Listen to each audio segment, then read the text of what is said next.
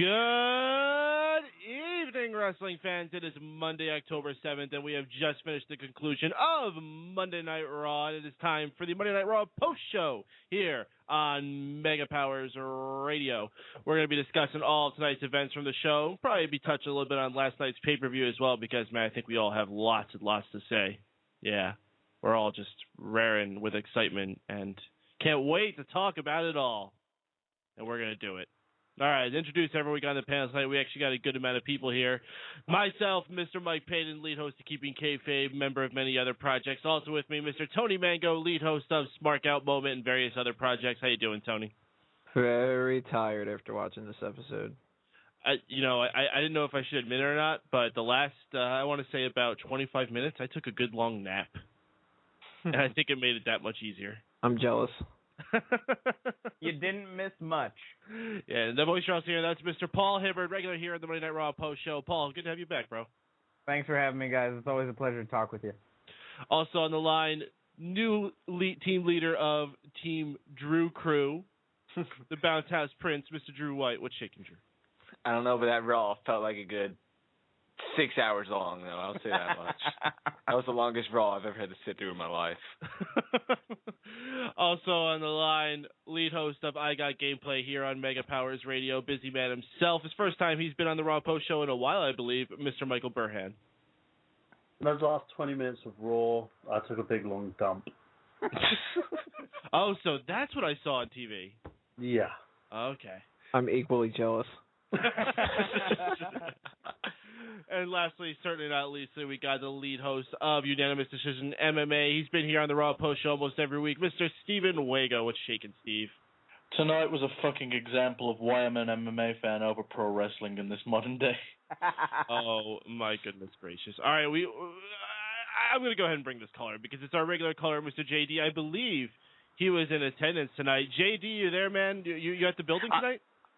No, unfortunately, I didn't have tickets tonight, but I did watch it, and I'll tell you, the Pittsburgh crowd was crazy, no doubt about it, even though what happened earlier in the day was a rough day, and hopefully that'll change on Wednesday. If the Pirates can get back and beat the Cards at St. Louis, it's going to be tough to do, though, but no, I'll tell you what, though. Because they were not crazy at the arena tonight. Where did you see that? I was at my house watching it on television, believe it or not. And I'll tell you what, though, for the most part, I mean, it was a pretty good show tonight. I was very impressed with the Pittsburgh show. I mean, I'm glad they gave Bruno a nice little present and wished him happy birthday. I thought it was very classy because the last time they were in town, Bruno wasn't in town. Well, he was in town, I should say, but he didn't come out to the cameras in the audience, obviously. But for the most part tonight, it was nice to see them come out and say, hey, guess what? We're going to give you something, Bruno. It's your birthday. We're going to make you feel good about yourself. And guess what? Pittsburgh's going to give you a nice, happy birthday. Well, they did, and it was classy for them to do. But for the most part, like I said, it was a good show tonight. There were some parts I liked, and there were some parts I didn't like, and we'll get into it right now. The first match of the night, Dolph Ziggler and Sandow. Very good match, however. Ziggler winning 2 nights in a row. I think they have to get on the Ziggler train now, obviously. And it looks like Sandow the last 2 nights has gone back to falling down a little bit. I mean, I'm not saying he's coming up, however. I mean, he still has his Money in the Bank contract, obviously. But Ziggler needed these wins, however. And I think tonight he showed why, however, that he should be considered maybe possibly getting back in the title scene. And hopefully they'll get him back in the title scene soon. But it was a good way to start out the show there. Then you got the next match, Natalya, Eve, and JoJo versus Alicia, Aksana, and Rosa. I mean, what was up with Rosa's blonde hair? Seriously, is she turning into, like, just a total bitch right now? And then Ava Marie and JoJo, I mean, the Jessica Rabbit wannabe, I mean, she didn't do one single move in the match except just look very weak here. I mean, Natalya made that match pass, and the reason why they did that, obviously, and I'm sure you guys heard about it, is that AJ got concussed apparently last night, and she apparently was skipped out of the show tonight. She was written out of the show. Apparently, she had a concussion when she got to the building this afternoon, from what I read before the show started, and she said she was having trouble seeing. So right now, she might be out for a while with a concussion. We're not sure how long, but needless to say, it's going to be interesting to see where they go from here. That's why she wasn't on tonight. Then, of course, you have the whole Brad Maddox thing basically being a stooge the whole night. But the thing I really didn't like about, before we get into the next few matches, obviously, I mean, the whole beginning of the show was Stephanie and Big Show. I mean, please tell her to shut the hell up. We don't need to hear her whiny little, like, shrill voice every week. It's like, Big Show, you're getting on my last night. Really? Give me a break. Then we go to Los Matadores with El Torito, the Olay Boys, as we should call them now. Not Los Matadores. I'm calling them now officially as of tonight, the Olay Boys, taking on 3MB. This was a joke. This was an absolute joke, and this was just a match they should have saved for the early part of the show, or really before the show even started. This was boring, to say the least. Then you go to CM Punk and R-Truth versus Ryback and Curtis Axel with Heyman, and this went about 13 minutes. This was all right. I mean, I'm glad Punk and R-Truth won, but it should have been Punk getting the win, not R-Truth. But obviously now, if you didn't hear on Raw, however, they're going to announce this Friday night, R-Truth is going after the IC title again against Curtis Axel. So I guess they had to do something here.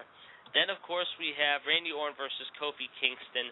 This was another good match. This went about 14 minutes long. Orton gets a win. The only thing I can only say about this is, what the hell are they doing with Kofi? It's just, they're pissing him away more and more, it seems like. I mean, last night, they pissed him away in a match with Bray Wyatt. Tonight, they have a pretty good match with him against Orton, and basically make him lose again. I mean, he's like Ziggler right now. What has he done so wrong to piss off management to get such a, like, really not a strong push?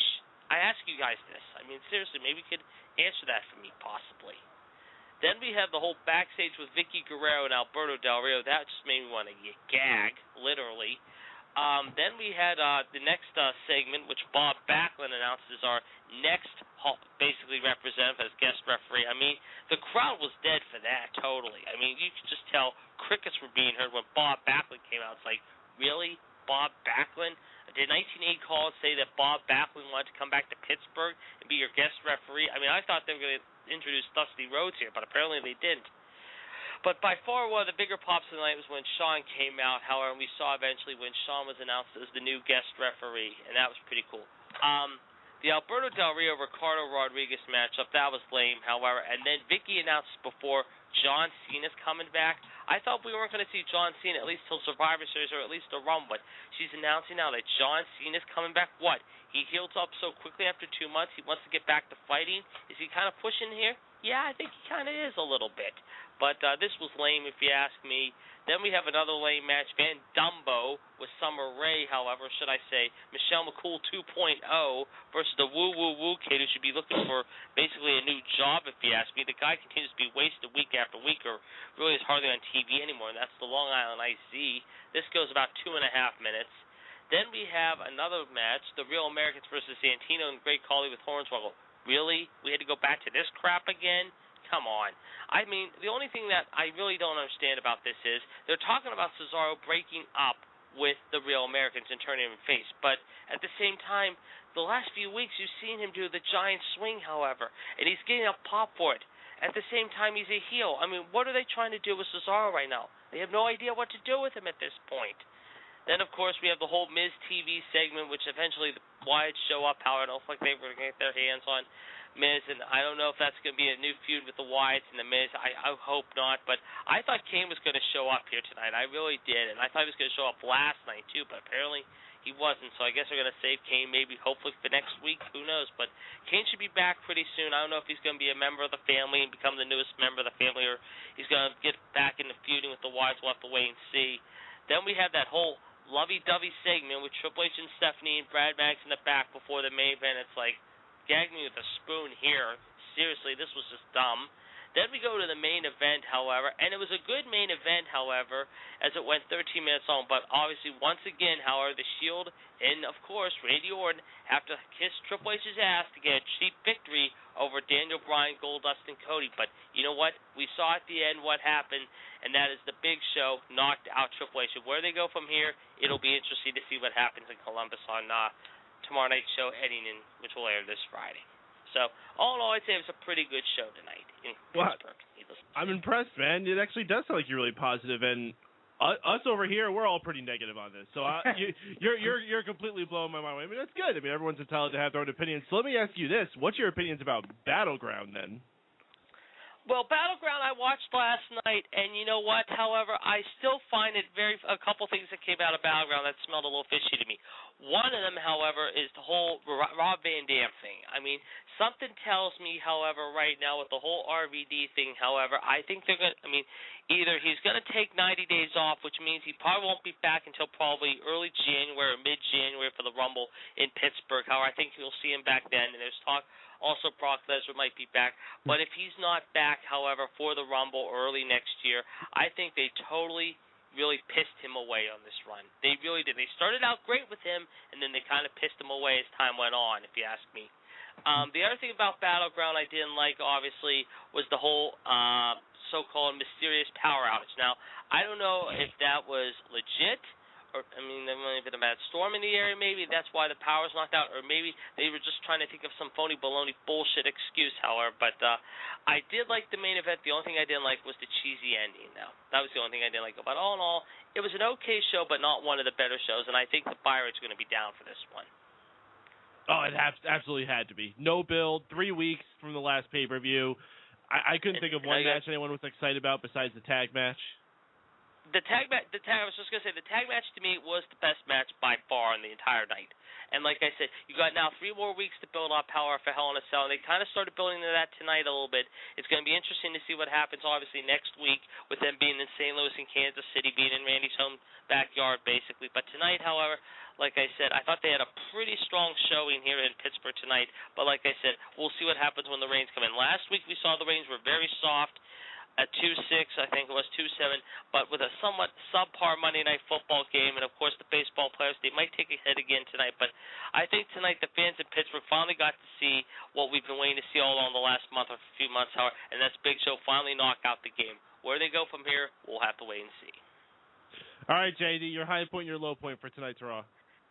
High point, however, I would definitely say the main event until the whole reversal, however, by Hunter and letting the Shield win.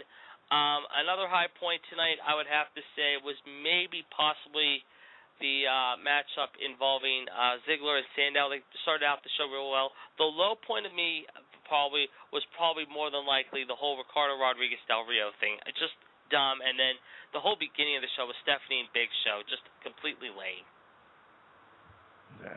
All right, JD, thanks for calling in, bro. Thanks, guys. Have a good night, JD. All right, we certainly appreciate anyone who calls in. JD is one of our best callers. We got him here every week. If anyone else would like to tune in, I don't think we're going to be on for too long, but if you hurry, you can make it. Area code 760-512-7247. That's area code 760-512-7247. All right, guys, we're like I said, we're not spending a lot of time here. There's not much to talk about on this show. JD was amazingly positive. The rest of us, not so much. We're all pretty down, and morale is low after last night's sham of a pay-per-view, and this Raw just did not bring things back up. And I was talking late last night with Tony after the pay-per-view, and we were saying there's basically 2 places they need to go. They're either just going to completely act like nothing happened, or they're going to admit that it was a shitty pay-per-view and do everything they can to make it as best as they could. Well, it was a little bit of each. They admitted last night was a shitty pay-per-view, and they just pretty much did nothing about it. That's about right. That sounds about right. You know, I think I had the best idea last night. I had the idea to not waste 3 hours of my life watching a terrible pay-per-view that I already knew that was going to be terrible. So I feel bad for all of you guys. Hopefully, if you watch it via stream, hopefully you can get your money back from that stream, even though you know how streams go nowadays. So yeah. Hey, don't feel bad for a lot of us, because a lot of us didn't pay for it. Yeah, you know, like I said, I had fantasy basketball draft last night. That was 100 times better probably than that crappy pay-per-view you read that shall not be mentioned. All right, guys, so we're going to do this JD style. We're just going to run down the entire show, give our quick thoughts of anything that actually sparked our thoughts, and we're just going to go from there. So for me, the things that stick out to me, Divas match was a freaking joke. I could not stand when that was on. It went on way too long. Eva Marie should not be in there. JoJo shouldn't be in there, and she wasn't, thank goodness. The rest of the ladies, besides from Natalya, that match was just an absolute mess. Natalya came in the last 30 seconds, made it okay, but still overall the match was a killer. It was an absolute killer. This crowd tonight, wasn't very hot to begin with. I don't know if I was the only one who noticed this, but this crowd was dead during almost every single segment. The only time I really heard them come alive was at the very, very end when Daniel Bryan was standing over the carcass of Triple H, chanting, yes, yes, yes. Other than that, nothing. Nothing for Fandango, nothing for Kofi Kingston, nothing for Randy Orton, nothing for pretty much anybody. Oh. Can you blame them after that pay-per-view? Yeah, they didn't have much to cheer about. Right. All right, we got another call on the line before I start passing around to you guys. Let's bring them on. Caller from 412. Which name were you calling from? Oh, they're gone. Never mind. All right, so Paul, why don't you take over next, man? This show started out on such a night. There was such. I know the pay-per-view wasn't great or good or okay in any aspect, but it started out on such a anticipation note, like what's going to happen now that Big Show has done this, and just ends up, Stephanie's going to slap him a couple of times, and then he's fired. Whoop-de-doo. First of all, Eva Marie cannot flop for her goddamn life. She got slapped by Aksana and fell awkwardly. She couldn't move around the ring. I don't know why they put her in the ring. I don't know why they gave her the tag. Honestly, I would have rather seen JoJo, as bad as that sounds. I really liked the only good part of Battleground that I actually liked. I just want to do a small thing about Battleground is the Rhodes brothers tagging together against the Shield. I thought that was really nice. I thought that was a good, a real good feel-good moment that you can put in the pay-per-view that didn't have a lot of, pop or zing or whatever you want to call it. God, that, as much as I appreciate the Cesaro swing, he's a fucking genius at it, and he can do it to anybody.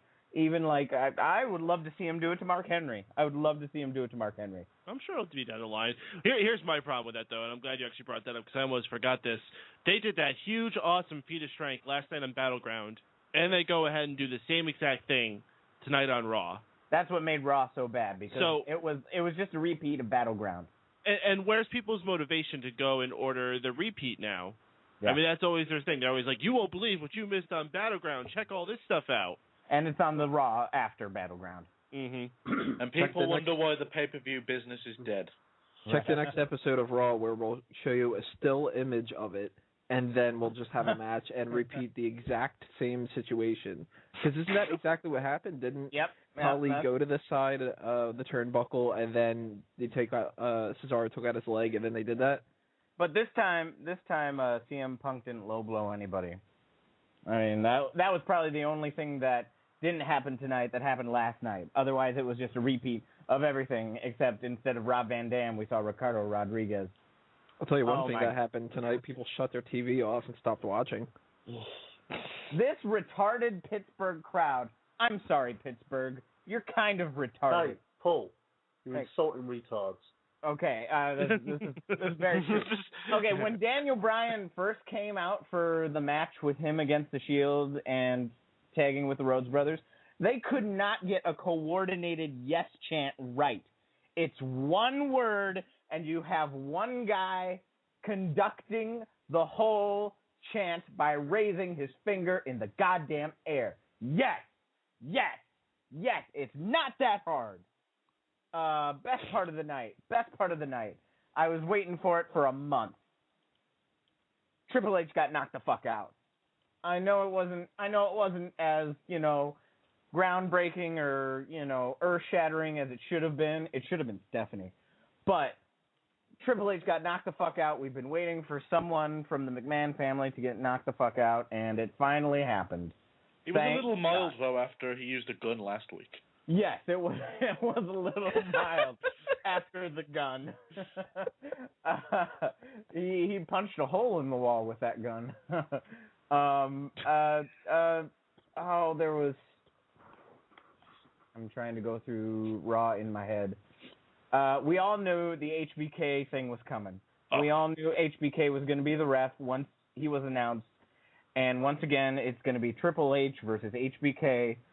You know, they come out saying, oh, this is going to be about business, but Triple H is going to call out HBK about, oh, no, you just want Daniel Bryan as champion because you trained him. And HBK is going to be like, oh, you just want Randy Orton as champion because he's a big, tough guy. And this is going to go back and forth, and it's going to be about themselves when it should be about the future of the company, which they don't seem too focused on, which is why I think the past few Raws have sucked. And that is the end. Well, we move on to Drew White. Drew, what's your overall thoughts about tonight's Raw? What stuck out to you? What do you have big opinions on? Let's see. Big opinions. None? Okay. No.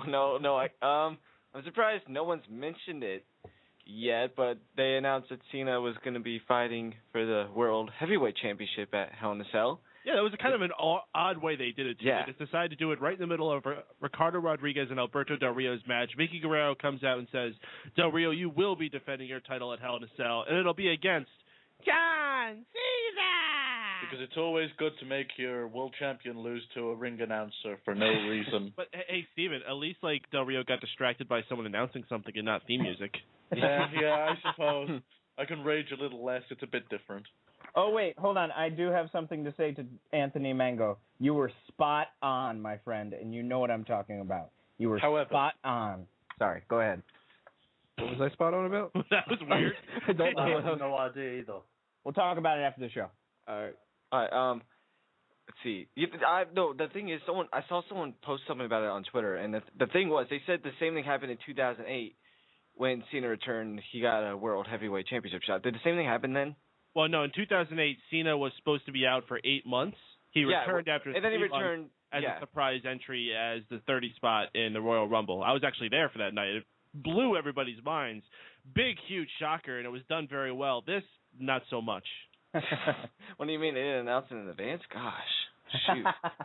Well, anyways, there's that. Raw really sucked tonight. I blame it on the crowd. You know, the matches weren't bad. It's just the crowd was terrible tonight. Yeah, there were some good matches. You had Kofi, Kingston, Randy Orton wasn't a bad match. Even Fandango versus Zack Ryder was not a terrible match. Sandow versus Ziggler wasn't too bad. No, Sandow versus Ziggler was good. The tag match with the Matadores and 3MB wasn't too damn bad. So there were some good matches, but you wouldn't know of it from the crowd. They didn't react at all. Wasn't too damn bad. Oh, yeah.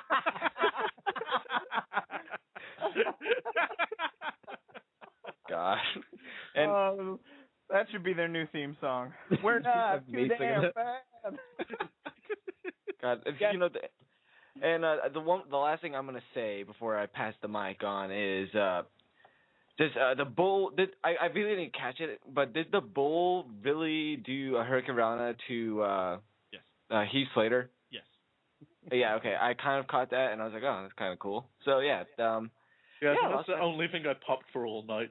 Yeah. I lost Matadores. They're a plus in my books, and hopefully they keep on rolling. And rolling. Anybody for El Dorito and Hornswoggle as tag team champs? Yeah, sure. Why the hell not? Yeah, let's kill that division. Fuck it. Just fuck. Wait. With the light heavyweight title, the cruiserweight title, just put on Hornswoggle. Go on. Burhan, did you just say let's troll that division? No, let's kill that division. Let's kill. Okay, I thought you said troll to be clever. God. Oh, and also, fuck Ryback. Or Ryback. well, you can't just say that and not back it up. Why? We do it with Del Rio. He's just talking about what Paul Heyman's doing. Yeah, I'm tired. They need to get rid of Curtis Axel and Ryback. Not Curtis Axel, just they need to drop the title off him. He's got nothing. He's doing nothing is the problem. That's the except he's also he shouldn't care. Well, except the thing is he's not doing anything impressive with what they're giving him. They might not be giving him much, but he's not doing anything with it. And I just think they need to move on from that and get him. If they want to try to build him back up and do something else with him, they need to give him something else to work with. And Ryback is Ryback, especially after last night. Just even though, like I said, I didn't watch the pay-per-view, but looking at the results.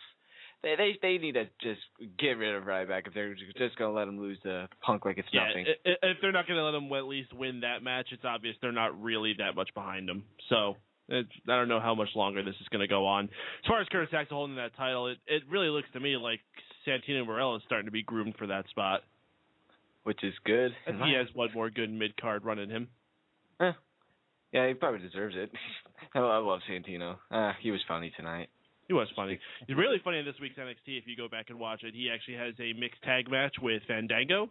It's good. Good fun match to go back and watch. But hey, we got a caller on the line. Let's bring him on here. Caller from 954. What's your name? Where are you calling from? Oh, hey, it's Corey. How you doing, guys? Hey, Corey. What's shaking, bro? How you doing this evening? I'm doing pretty well. How you feel about Raw tonight, man? You've heard JD be positive. You heard us be negative. But how do you feel? I gotta probably agree with you guys today. The show is pretty much a sleeper until the last 20 minutes or so. I would probably go ahead and say. I literally fell asleep at one point. I went and took a good nap. It was nice. Yeah, I ran a couple errands. I went to the refrigerator, made some dinner. Yeah, this show was like the longest piss break ever. A 4-hour piss break. Was there anything you did like, Corey? Is there anything that specifically stuck out to you as at least making a redeeming factor of the show? You said the last 20 minutes. Yeah, that's pretty much it. I did love the finish. I think Triple H getting knocked out was the perfect thing. And I'm not usually a fan of the good guys ending the show. I'm pretty much a heel guy myself. But I really did enjoy the ending. But that's pretty much it. I was a little more positive on Battleground now. Really? Now, well, that interests me because Battleground's gotten so much flack, not just from us, but in general. You look all over. People talking about refunds again. Oh, yeah, absolutely. Well, let me qualify that because I don't disagree with the general consensus that the finish on that show was not terrible because that was pretty bad. That was quite possibly the worst way to end the show in any possible stretch of the imagination.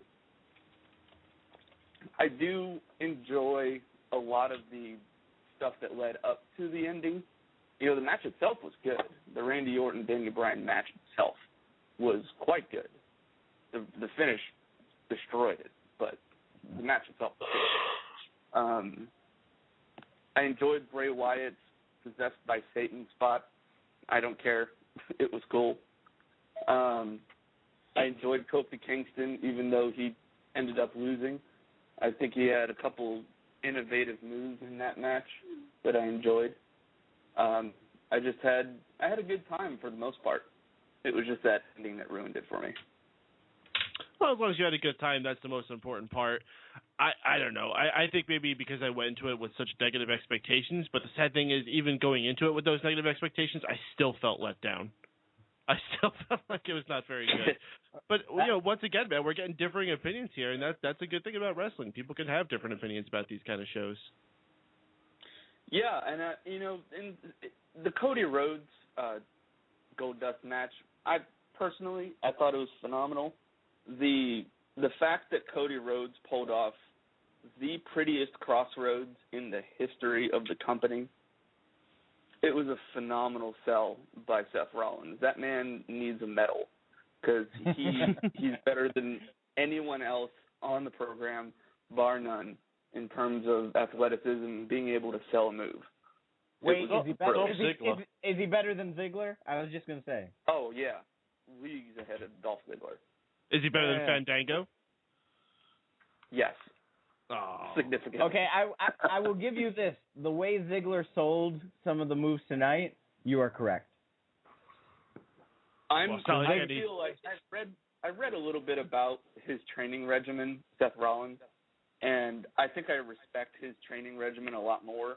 And maybe just because I haven't read enough about Dolph Ziggler, but what Seth Rollins does to prepare for his matches is crazy. I have to pull it up, but he does CrossFit. CrossFit is serious business. Yeah, I've got an important question. What's that? Is he better than Canyon? Yes. No. No one's better than Chris Canyon. All right, Corey, what was your high point and your low point about tonight's Raw? The high point, I'm going to go ahead and say the last part of the match, I guess, Triple H getting knocked out. The roof blew off the place. the crowd was mostly asleep for the rest of the show, so it was nice to see them get into it. Low point, the other 2 hours and 40 minutes. Just one big, long, extended low point. Yeah, I'll go with that. Oh, goodness. So what do you think about the developments of Hell in the Cell so far, Corey, before we let you go? Are you excited for the returning of John Cena, or after this pay-per-view here, are you going to be in a spot where you feel like you're going to want to buy another one in 3 weeks? I can't buy that Cena is going to actually have a legitimate match 2 months into his surgery. Because the last time I read anything, he could barely move his arm more than 45 degrees. So I can't buy the fact that he's going to be in the match in any capacity. So we'll see. Well, how is that different from any other time we wrestled? I mean, come on. I guess that's fair, and they'll have a reason for him to lose, I guess. I thought he had a match with Great Khali where he had one arm tied behind his back or something like that. Oh, God. Oh, that'd be an amazing match to go back and watch. 2007 was a terrible year for wrestling, okay? Yeah. Remember when Great Khali was a world heavyweight champion? Oh, God. I was at a pay-per-view once where he was heavyweight champion, and that was the best day of my life. All right, Corey, anything else in your mind, bro? No, that's it, gentlemen. Keep on keeping on. Oh, thanks, man. You too. Appreciate you calling in. Have a good night, dude. You too, sir. We need more Punjabi prisons. Appreciate Mr. Corey Krause calling in. He's always an active member in the chat room, too. Good friend of the show. Thanks for calling in, Corey. Where did we leave off on? I believe I did Paul and Drew. So, Steven, why don't you take over next? Give your quick thoughts about this whole show. Well, first, coming off a fucking disaster known as Battleground, there wasn't much to get excited for during the show. I was really pissed off about the fuck finish, even though I saw it coming. And I think the only good match on that card was the Rhodes vs. Shield match. And I think people are only looking at it as high as they were because the rest of the card was that shit. It made it look better. As far as tonight goes, we opened up with a Stephanie vs. Big Show promo that I fucking missed, but from what I got from the replay that they constantly showed throughout the night, I wasn't missing much. Dolph Ziggler vs. Damien Sandow was a pretty solid TV match. It was nothing special, but it kept my attention. Brad Maddox's promo after his whole... It's like they went from a really solid back and forth between Brad Maddox and Stephanie to Brad Maddox cutting one of the most awkward and poorly delivered promos a general manager has ever cut. Odd pauses, trying to wait for a reaction that he didn't get, and he couldn't have sold fucking John Cena he couldn't have sold the Hell in a Cell rematch if he tried to any harder. It was just fucking awful. We got a clip of the WWE app of Bruno Sammartino. I'm glad we didn't see this on TV because it would have been with this crowd, it would have just made him look fucking awful. And we had some other awkward appearances. I mean, fucking Bob Backlund tonight. Oh, God. What the fuck was that? I mean, I'm a bit biased with that guy because I've got him choking me out as my display picture on Facebook, but even I couldn't defend that. That was more awkward than the Braddocks promo. I think that... The Braddocks. I like that. It's the new Bob Core. It's Braddocks. Steven, that shit was cool when he was the good guy turning heel, and now he's just old trainer in the back. I totally understand where you're coming from. That shit was just awkward. And what else was good on this card, other than the ending? We had the shitty fucking Divas match. I don't know who's training them. I think Finlay got fired, so I don't know if it's him anymore. No, it's him again. He was rehired. Yeah, he was one of the people holding back somebody. Okay, well, I don't know what he's fucking doing, but he needs to teach his ladies how to hit the fucking ropes and bump, because it's like you can have a decent match where you're just getting beaten up, you sell it, and then you have a minor comeback at the end. They couldn't fucking bump or sell. It was fucking atrocious. Mm-hmm. And I've seen better stuff in fucking indies with, like, You know what I'm talking about when you go into the shittiest indies where everyone's either really skinny or overweight and they can't do shit. Mm-hmm. And this didn't even live up to those standards, so it was a fucking mess. Los Matadors looked a little better, though I'm not buying into it yet. I think the most fun part of that was the midget doing the Hurricanrana. I'm going to forget the whole Ryback and Heyman segment. CM Punk's match with those guys along with R-Truth was pretty lackluster till the last 2 minutes when he had his comeback from the hot tag. And did anything else happen on this show? Orton versus Kofi, that was a good match. Orton versus Kofi, Del Rio and Rodriguez. Oh, God. Well, yeah, it was essentially my most hated finish where someone gets distracted by audio and pin, but done a little differently. So you know my feelings on that already. The WWE app poll? The 6-man tag wasn't bad. Yeah, the main event wasn't bad, but this is the first week where I felt to myself, I'm not enjoying the Shield. Yeah. I'm just I don't know, I think it's just become a little stagnant for me. And shit, Zack Ryder had a TV appearance. I don't know what the fuck is happening with him. I guess it's because he's got a new T-shirt. Hell froze over. He's been on like the last 3 weeks. He didn't even have the T-shirt on this week. He didn't get an entrance this week. He had it on when they came back from commercial and showed him in the ring mid-song. He had it on. During the Fandango's introduction? Right before Fandango's introduction. But the main thing I want to touch on is just the main event situation. You're trying to build Daniel Bryan as the face of this fucking company, and the show centered around the Big Show. Whilst I loved the ending and how they worked it in tonight with him knocking out Triple H, I just seem to think they've strayed away from what the point was meant to be, and that was building up Daniel Bryan as this guy that's taking on the establishment. And if they continue doing this upon Cena's return, I think he's just going to get cast to the side. Yeah, he's not going to be the Stone Cold Steve Austin we want.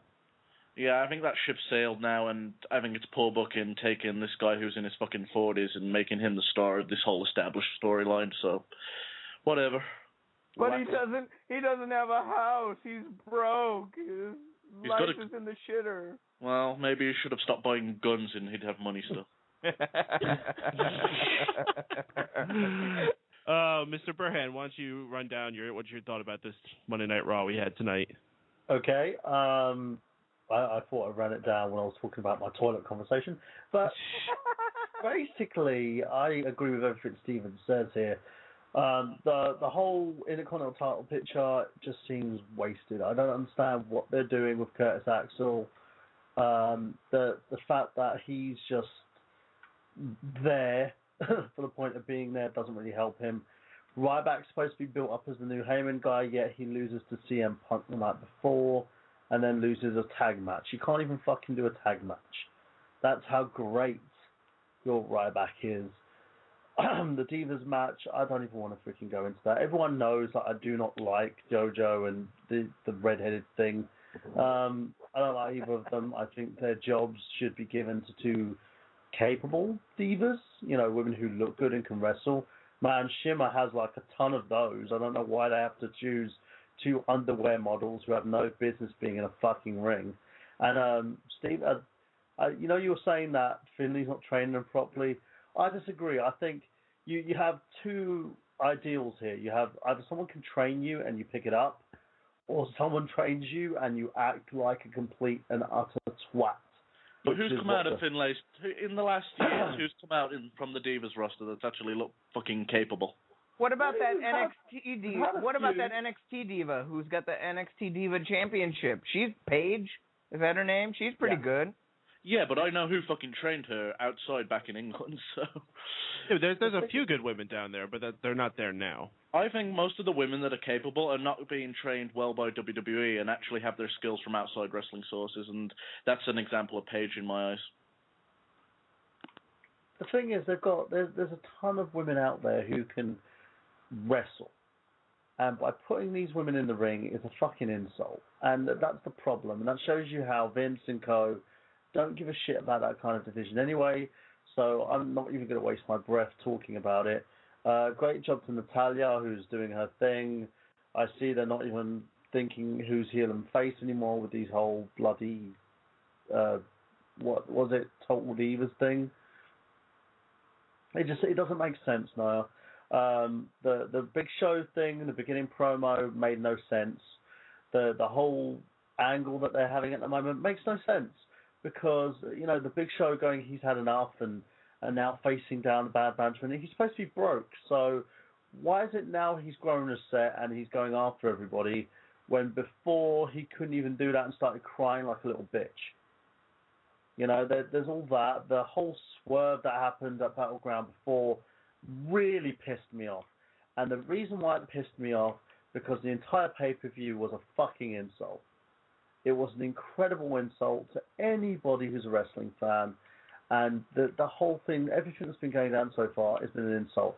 You're thinking that you're blowing the lines, but the problem is they're not. No one's blowing any lines. Instead, they're just basically being utter idiots who have no idea how to book a damn show. It's like Russo was there again, What else was there? Oh yeah, CM Punk, Ryback, and all that crap. We had that. We had loads of other nonsense going on in the show as well. Just trying to think. The Real Americans versus the Foreigners. Didn't really give a shit, to tell you the truth. Yeah, I understand Cesaro's awesome because he can do a move, but as far as but the entire show just didn't seem great for me. The crowd was flat, the show was flat, everything was flat, and if I was as a wrestling fan, if I got annoyed enough, I probably would have just went, you know what, I've had enough and not watch it again, because it just doesn't. It's one of those shows that doesn't really appeal to me at this point in time. The pay-per-view was TNA bad, in my opinion. Oh, yeah. And it shows they have no play into what they need to do with this. They have no idea what they want to do in terms of Bryan or anybody else. And I agree with Paul. He's supposed to be the company guy, and it makes no sense. And the Cena thing, I think, is going to be a swerve. I don't believe that Cena is going to be competing at all. I think that the whole angle of putting him in that match is just so Dario can go stand there in the ring and go, "Oh, I won! I beat John Cena unofficially," and then they'll have someone else come out in his place. It's all about continuity. There's no continuity in any of their storylines. Yes, their storylines are following from pay-per-view to pay-per-view, but they're so jagged. Like, one day we have Daniel Bryan as the next Stone Cold Steve Austin fighting the company, and then it's Big Show. And then next we have Randy Orton, the face of the company, and then he's this ultra heel. There's just no continuity going on right now.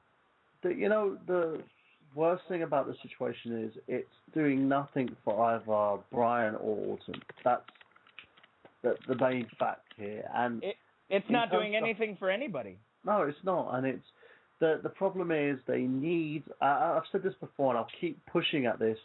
Everything needs to be clear cut. There needs to be a clear cut heel. There needs to be clear cut faces, and it has to be us versus them. And at the moment, they're not doing that. And by not doing that, they are consistently making fans scratch their heads. When this first happened and Triple H first turned on Bryan, I saw it, I looked at it, I thought, wow, this is going to be something big. But they didn't follow it through. When they stripped him of the title, I thought, okay, wow, they're going to do something with this. They didn't follow that through either. And why put on a pay-per-view for a ton of matches that you saw again on Raw? I don't understand that. It's like, I might as well just wait and get it on free TV than actually purchase the pay-per-view. What's going to make me buy the next one? What next we want to buy the Hell in a Cell pay-per-view? Daniel Bryan hitting Triple H in the head with a bedpan while Triple H is lying in a hospital bed. Nah. That'll make you buy the next pay-per-view. No. Because that's about as close as they can get. I really wouldn't. At the moment, I'm so annoyed with this and emotionally drained that I'm actually considering taking time off from wrestling myself, because it's just, if Cena does come back and somehow he winds up as the figurehead of this storyline, I will probably just end up saying, you know what, forget this. You know what, you've always got an alternative. There's TNA. No, I think the alternative would be not watching any wrestling whatsoever. But that's my 2 cents in the matter. As far I'm not going to go into detail about it because it was just a steaming pile of shit. And it's kind of sad because we all know that WWE could do better. There was a lot of promise in this storyline. There was a lot of promise in what they were doing. And the bad Battleground pay-per-view, they're going to say Orton and Bryan are going to be reflected as the reason why the pay-per-view was bad. But it wasn't. It was a combination of the creative not knowing what they're going to do and the fact that the pay-per-view itself was inserted 3 weeks in between another pay-per-view. It makes no sense. It's too many. You're not giving enough build. You're not building your characters enough, and you're not building your storylines because the storyline has been puzzling from day one because nothing's being told properly. No one's assuming a role. Everybody seems to be passing the buck. So, yeah, that's enough from me. That is one big pile of shit. Exactly. That's basically what he's saying. There's shit everywhere. Tony, wrap us out here, man. Your thoughts about tonight's Raw? Awful. The only things I thought were pretty interesting. I'll give a little bit of credit to Triple H here. Triple H almost always, like 99 out of 100% of the time, will make himself look amazing. And if he ever does take a pinfall or anything like that, it's because of some kind of an excuse, like 7 people jumped him, and then he just came short and lost from a roll-up through interference and cheating and a fake referee and like all that other kind of crap. Tonight, he actually just got knocked out, and it made Big Show look like he should look in this situation. I'll give a little bit of credit there. I'm assuming that the WWE creative right now, with the way that Raw and Battleground happened, that they're living inside of Bob Backlund's mind, because I don't have a clue what the fuck he was talking about. What the fuck is going on here? No idea whatsoever. The only other thing I thought was interesting, and it's so minuscule and stupid, but in this episode of Raw, I have to point out something like this. Michael Cole, when he was saying that Antonio Cesaro was going to pick up Hornswoggle, he goes, as he picked Dylan up. Really?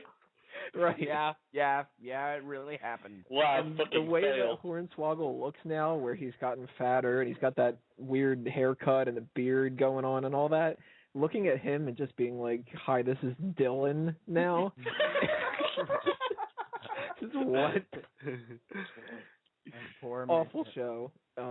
As Mike had mentioned before, when we were talking about what they would do from Battleground, where they would either have to just flat out apologize and work their asses off and be like, look, guys, we're going to make this that much better, or if they're just going to be like, such a great night at Battleground, this was a horrible way to back up a horrible pay-per-view, and they should be ashamed of themselves. Out and go, yeah, our pay-per-view was shit, guys. Bad. No, but they did as much of that as they could. They're like, Brad Maddox, you go out there and you apologize for last night. But at the same time, they didn't.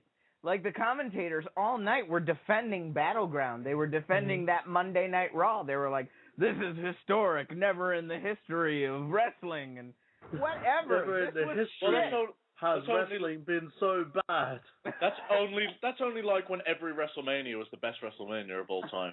Right. Well, the worst thing out of all of it, though, wouldn't you play into the whole technical difficulties thing and have Triple H say, everything went to hell when I wasn't there. Even the fucking pay-per-view feed got knocked out because of you, Brad. Then wouldn't that make people just go, hey, maybe that was actually kind of planned, and kind of like save a little bit of face here instead of just like, nah, we don't totally fuck that up. What if we were TNA? But when it goes bad, I understand the idea of what you're saying. When it goes bad, and go with the bad. Don't try and figure out a way to make an excuse for it instead of just trying to go, well, that didn't happen. William Regal wasn't in charge of the lights tonight. You know, I'm glad you made a point out about that commentary fumble. I actually want to praise commentary. They had a cool little running gag they had tonight during the Del Rio beatdown on Ricardo Rodriguez, Michael Cole was, of course, selling it like crazy. Like, oh my God, this is heinous. Somebody do something. Somebody, please. And JBL's like, you do something. And then you go do it. And then at the end, Big Show is beating down on the Shield, and JBL's like, somebody do something. Somebody call security. And Michael Cole will be like, you do something. Brought it back on him. Somebody, please think of the children. Think of the children. But yeah, good callback. Good bringing that all the way around and making it full circle. The only issue I had with Cole tonight is that, fuck me. I mean, I know he's there to tell stories rather than do play-by-play, but he did it overboard tonight, where he just talked over, like, 75% of the fucking matches. It really bugged me tonight. I'm sorry, but aren't sports commentators supposed to call sports? Like, nobody can see them? No. They're not commentators. They are storytellers, Paul. Oh, my God. My God. My brain wants to shoot somebody. They call Big Show. No, they're supposed You can never say the word shoot or gun again. Or even just Big Show. This is the problem. They're supposed to be... If they want to call themselves sports entertainment, it's still sports. They're supposed to be commentators like nobody can actually watch the show. They're supposed to be calling the action like JR did. He always called every one of the moves, and this is what pisses me off about these fucking announcers nowadays. And now JR no longer has a job. Oh, I don't care. They bullied him out of a job. The announcer's always kissing the story's ass. Why doesn't it just grow some balls? Because he hasn't got a gun. However. Okay, first of all, Michael Cole, JBL, and King no longer have balls. Let's just all admit that at once, please. That would be hilarious. You know, you go to him, you do something, and then Cole just comes out with a 9mm. You do something, bam! Yeah, I did something. What? There goes the Shield. That could be his new catchphrase. Yeah, I did something. That's what I did. All right, guys, let's go around one more time here. Give us your high point and your low point. We'll do the opposite order this time. Tony, you go first. Low point, everything. High point, the jokes we've been making on this episode. Or Dylan. Steven, high point, low point. Low point, everything. High point, Dylan. Bryan. High point, Shawn Michaels was on the show. Low point, the show. The Big Show? Or the entire show. Oh, the entire... Oh, okay. What about his gun? If Paul, he had his gun, that would have made the show more interesting. Paul, your high point, low point. I'm gonna stray from the crowd and say the low point was Eva Marie. For God's sake, keep her out of the ring. Oh. No, just do it. Just do it. She can't dance. She can't wrestle. Just keep her as a pretty face to go on Maxim magazine. No, Paul. I want to say something, Paul. Out of all the shit that's on this show, you picked the easiest thing to shit on. It was awful. It was awful. It was worse than anything. Even for Divas matches, this was pretty low. I know, but there's so much bad on this show. I thought we could all get away from that. No. This wasn't about the Divas. This wasn't about the Divas at a whole. This was about Eva Marie specifically because she got slapped and she couldn't fall down right. Okay? All right? I saw that, and she fell down more awkwardly than any diva I've ever seen. Any person I've ever seen. Moolah fell down better than her. Okay? All right? Are we talking old Moolah or young Moolah? Because young Moolah was awesome. Either or. It doesn't matter. Either or. He's actually got us on that one. Mae Young giving birth to a hand was more interesting than Eva Marie falling down. Mae Young going through a table. Thank you. Okay. High point, Big Show knocking out Triple H. Done. Drew, high point, low point. High point. Nothing on the show really. I noticed at one point they were doing a promo on Triple H's upcoming DVD. I thought that was sort of interesting. I'm going to check that out when it comes out. It is out, and it's very good. It is out? It is out. It's very good, and I recommend it. Okay, good. Then I'm going to check that out sometime this week as I don't have school for once in a blue moon.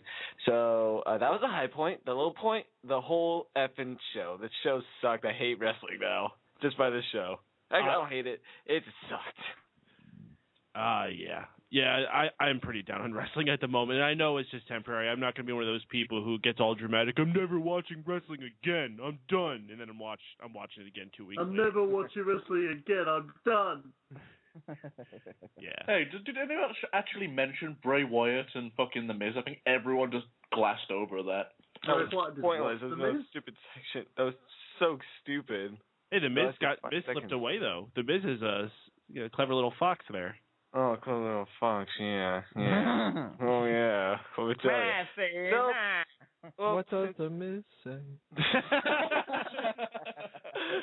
Awesome.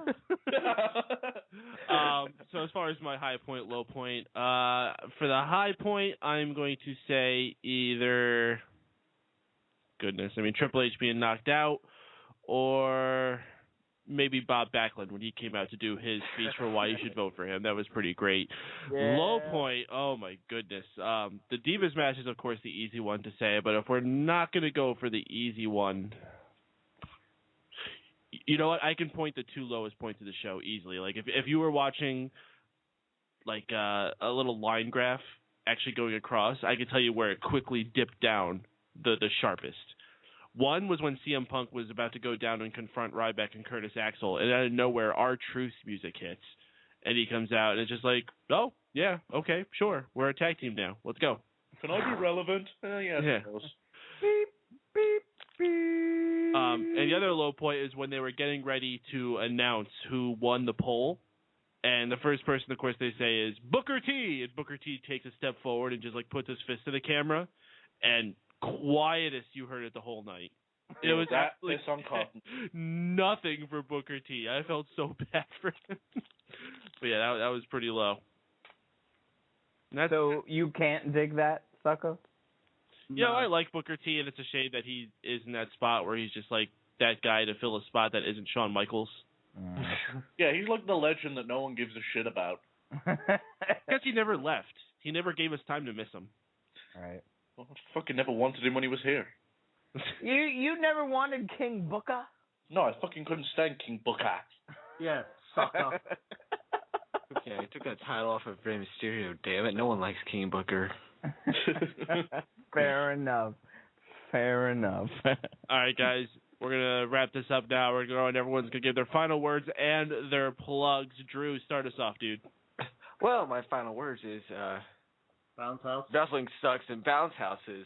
So, if you live in the Indianapolis, Indiana area and you need a bounce house for anything, or if you just want to see my smiling, glowing face because, I'm that awesome, you can call 765-212-1521, or you could go to BigBlasterRentals.com, where you can see our fine selection of 4 bounce houses and cornhole accessories and free shipping if you live pretty close, and you get to see me. And also, at one point we mentioned that Drew Wyatt has a fantasy team. It's the Drew Crew. It's finally arriving, guys. So you better hop on board for that one. Yeah, that's it. I'm done. Yes, exactly. Paul, why don't you take over?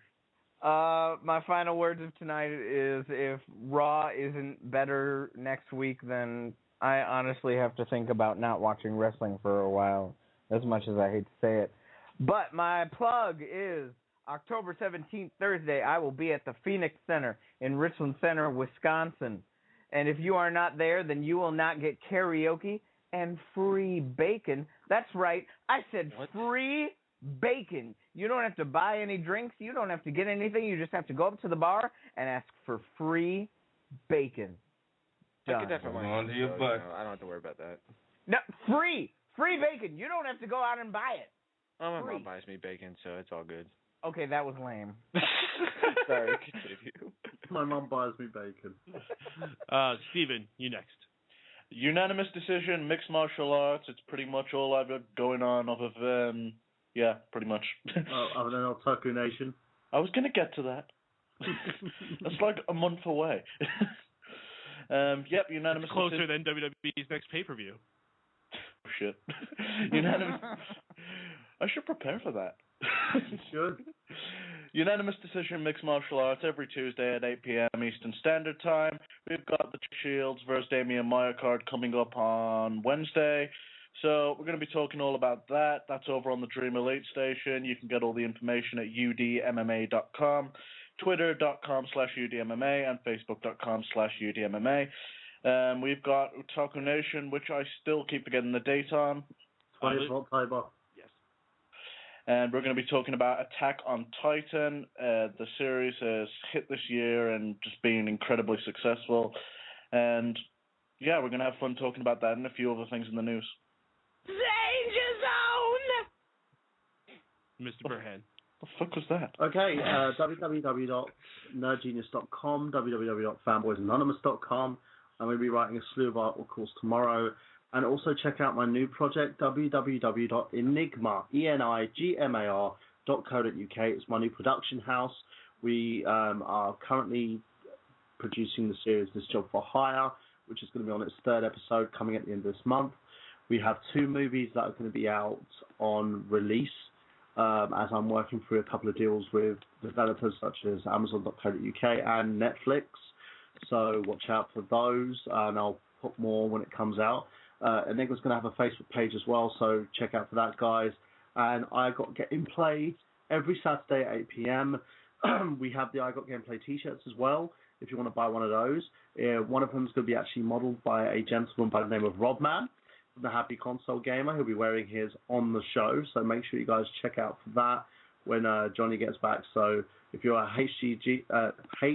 HCG fan, you will be interested in checking out I Got Gameplay, because we also have him up on the podcast for episode 44. We're coming close to episode 50 very soon. I don't know what I'm going to do with that. I'm thinking about doing a classic show where we ask all the old hosts to come back for one night to celebrate IGG, if they will. And also, guys, thank you to each and every one of you for helping me out and just basically viewing all my work. It means a lot to me, and thank you for your continued support. You sound like you're from London. And yes, I am. You knew it was coming. Tony? All right, guys. As mentioned before, fanboysanonymous.com for all things in geek culture. You can check out everything going on under a mango tree by going to Facebook or twitter.com/a-mango-tree or /TonyMango.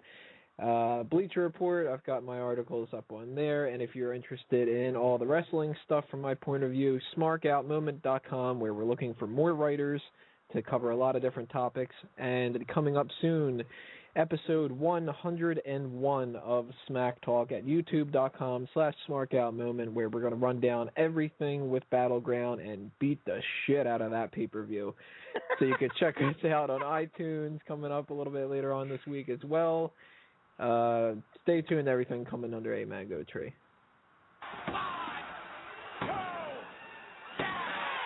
Ding, ding, ding, ding. Ding, ding, ding. It's an outro. That was a fast count. All right, everybody. We thank y'all for listening. Please keep supporting everything we got going on here at Mega Powers Radio. We got cool stuff going on every night. Check us out at megapowersradio.com. Subscribe so you can keep up to date. Facebook.com/megapowersradio. And find all the shows archived at youtube.com/megapowersradio. And also on fanboysanonymous.com, depending on what show you're looking for. You can find them on one of those 2 avenues. Thank you, everyone, for listening. I'm Mike Payton, for Michael Burhan, for Drew White, for Paul Hibbard, for Tony Mango, and for Stephen Wago. We'll see y'all next week. Actually, we're not going to see you next week. I forgot. We're being preempted. No Monday Night Raw post show next week, where we're being preempted for the Westminster Dog Show. No. What? Actually, we're being preempted. The Daceman show is going to be taking over Monday nights for 1 week. He is having a special guest. Mrs. Laura plays video games music. I think her name is Laura DeWitt, actually. I don't think that's her real name. But yeah, you may have seen her around the internet. She plays violin and piano to various video game songs, and yeah, cool little guest we're having on here at Mega Powers Radio. So unfortunately, no Raw post show next week. But we will see you the week after, and of course every other time we got a show here. So thank you everyone for listening. We'll see y'all next time.